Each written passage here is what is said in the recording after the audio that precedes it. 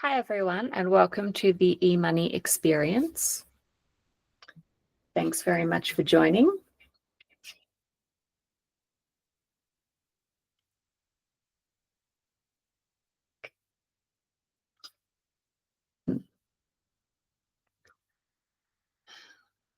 Today, we're going to be talking about instant payments, instant payments regulation. And the background to the instant payments regulation is that on the 3rd of March 2024, the EU legislature adopted Regulation 2024-886 on instant credit transfers in euro, which is more commonly known as the instant payments regulation. And the instant payments regulation was published in the OJ on 19th of March 2024, and then of course, entered into force 20 days later on the 8th of April 2024. And there are several key implementation deadlines under the instant payments regulation. Some have already taken place and others are in the future. So we will discuss those today. Just in terms of a quick overview, the purpose of the instant payments regulation is to make instant payments available in euro to consumers and businesses across the EU.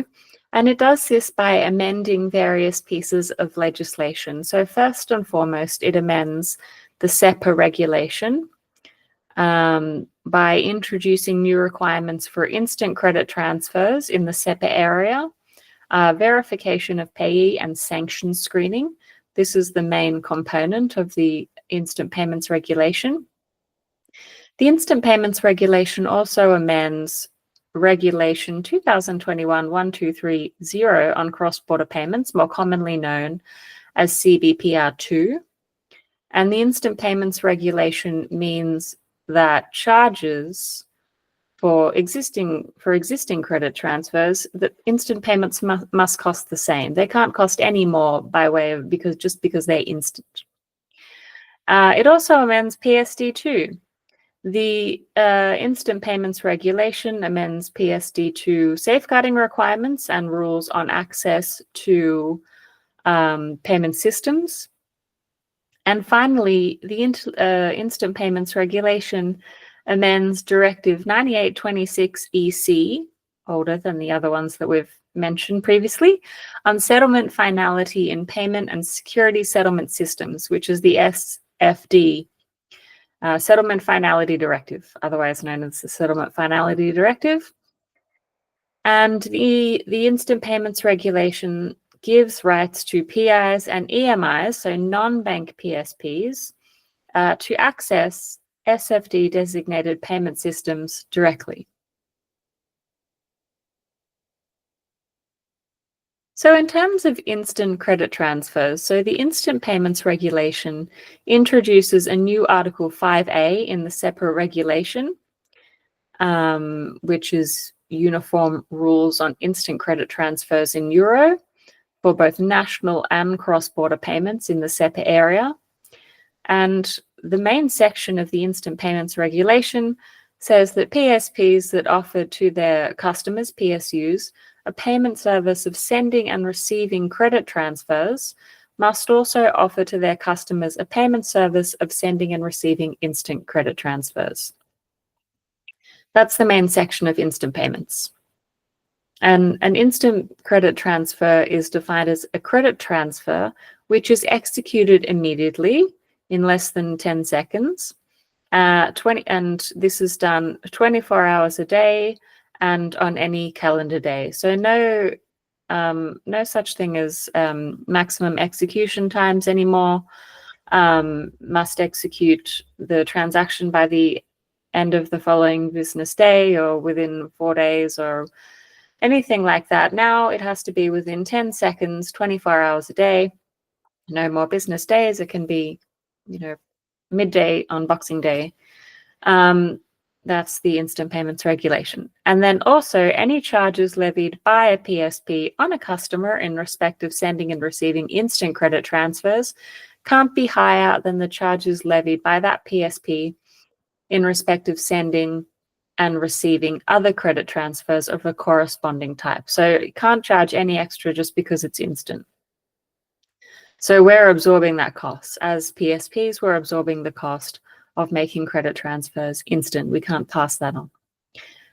The deadline for EMIs and PIs to send and receive instant credit transfers for customers, to offer this service to customers, is the 9th of April 2027. So the requirement to offer instant payments is already in place for banks. And this is, and the kind of lengthier deadline for EMIs and PIs is because EMIs and PIs will have to carry out engineering work and implementation work over the next 2 years in order to be able to offer instant credit transfers to their customers.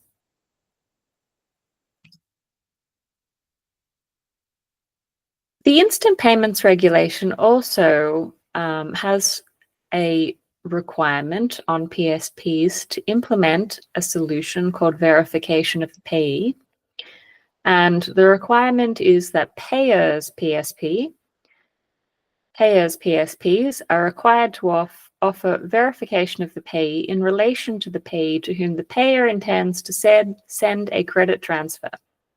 This is a service for matching the IBAN with the name of the payee intended to be the recipient of the funds. The payer's PSP must offer verification of payee solution regardless of the payment initiation channel. So whether this is online banking, mobile banking app, or otherwise used by the payer to place a payment order directly with that PSP, verification of the payee must be applied. Verification of the payee is not mandatory on the payer's account servicing PSP, ASPSP, when the customer places a payment order through a PISP. In that scenario, however, there is a requirement on the PISP to ensure that the information concerning the payee is correct. There is an opt-out for corporate customers. Corporate customers placing payment orders submitted as a package may opt out of verification of payee service if they wish. And the deadline for EMIs and PIs to implement and offer verification of the payee is 9th of October 2025. But the trick to notice with the verification of payee requirement in the instant payments regulation is that firms or PSPs have to start offering or have to implement and then start offering verification of the payee on the 9th of October 2025 this year, irrespective of whether the credit transfer is a normal credit transfer or whether it's instant. So, some people are potentially under the impression that their firm doesn't have to implement and offer a verification of the payee solution until such time as they offer instant credit transfers, which could be up until 2027, because there's no requirement to offer it up until that lengthier deadline, as we discussed earlier. However, this isn't the case. The requirement is actually to implement and offer verification of the payee from October this year for all types of credit transfers, whether instant or not, normal or instant. So keeping that in mind. Another requirement in the instant payments regulation. So the instant payments regulation introduces specific sanction screening obligations by requiring PSPs offering instant credit transfers to verify whether any of their customers are persons or entities subject to EU sanctions. Not any sanctions, just those handed down by Europe. This means in practice that PSPs must screen their customer base against sanctions lists on a daily basis and more frequently upon the publishing of an updated list. So at the very least, must screen the entire base against the entire customer base against sanctions list every day. But if there's a new list published during the day, you have to screen the entire base against that new list, that updated list. As you've probably kind of thought whilst I was talking about this can indeed involve duplications. If there's no change in the customer base and the sanctions list day to day, then indeed it will result in duplication, whereby PSPs will be screening the same customer base against the same sanctions list the following day or the next day, or several days if there's no changes to either of those data points. So indeed involving duplication, just for the purposes of complying with this requirement.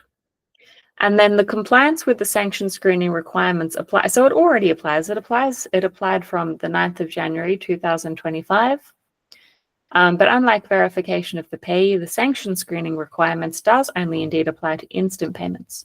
So if an EMI or PI isn't yet offering instant payments, then the sanction screening requirement doesn't apply till such time as they do offer them before the 2027 deadline.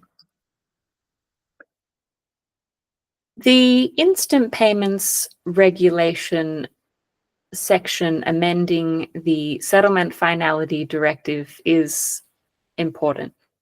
So in order to offer instant payments, EMIs and PIs need direct access to a payment system. EMIs and PIs have not traditionally been permitted direct access to payment systems designated under the settlement finality directive. However, the instant payments regulation amends both the settlement finality directive and PSD2 to allow for this direct access. These changes allow direct access to SFD systems and are essential to offering instant payments. So what is the impact of directly accessing payment systems? So this is generally speaking a win for the EMI PI community who have traditionally not been able to directly access payment systems due to those provisions in PSD2 prohibiting them from doing so in practice. But some impacts worth noting of now being able to access payment systems directly. So EMIs and PIs will now be able to instruct, clear, and settle payments on our own behalf through our own central bank settlement account. We will no longer be relying on banking partners as an intermediary to submit instructions, clear, and settle payments.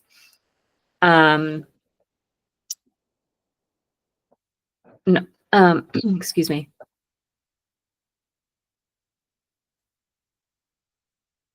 Our banking partners are competitors in the market for payment service. They can dictate the price of access and apply a margin to what a bank pays to the system operator. And EMIs and PIs, by virtue of direct access, will no longer be dependent on the slow pace of innovation set by sponsor banks, but we can stand out for the better by adopting the latest technological innovations. However, whilst this was indeed a win for EMIs and PIs, and that we do want direct access,